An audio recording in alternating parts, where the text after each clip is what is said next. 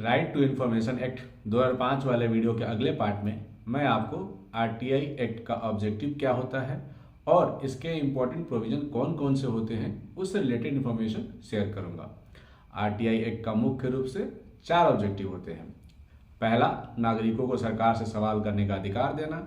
दूसरा, यह एक्ट सरकार के काम में ट्रांसपेरेंसी और अकाउंटेबिलिटी को बढ़ावा देता है। तीसरा, यह एक्ट सरकार में करप्शन को रोकने और लोगों के लिए बेहतर तरीके से काम करने में भी मदद करता है। और चौथा, इस एक्ट का मकसद बेहतर जानकारी वाले नागरिक बनाना है जो सरकारी मशीनरी के काम करने के तरीके पर नजर रख सके।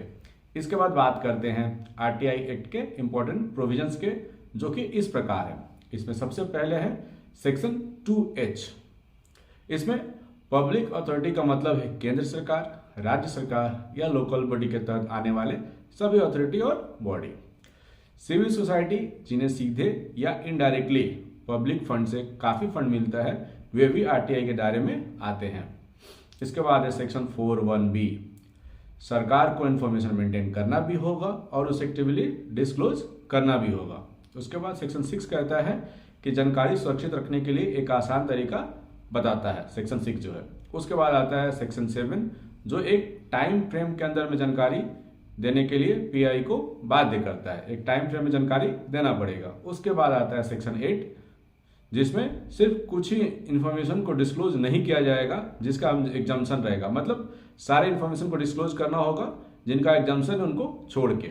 उसके बाद आता है सेक्शन 8(1), जिसमें आरटीआई एक्ट के तहत जानकारी देने से छूट के बारे में बताता है।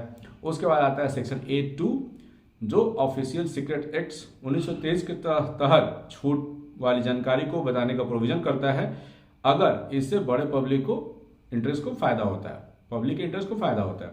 उसके बाद आता है सेक्शन 19, जो अपील के लिए 2 लेवल मैकेनिज्म को डिसाइड करता है, बताता है, डिफाइन करता है। उसके बाद आता है सेक्शन 20, समय पर जानकारी ना देने, गलत, अधूरी या गुमराह जानकारी देने वाले या तोड़ मोड़ कर दी गई जानकारी देने पर भी पेनल्टी का प्रोविजन करता है।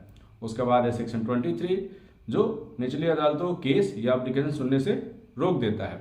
हालांकि संविधान के आर्टिकल 32 और 226 के तहत भारत के सुप्रीम कोर्ट और हाई कोर्ट के रिट जुडिक्शन पर कोई असर नहीं पड़ेगा।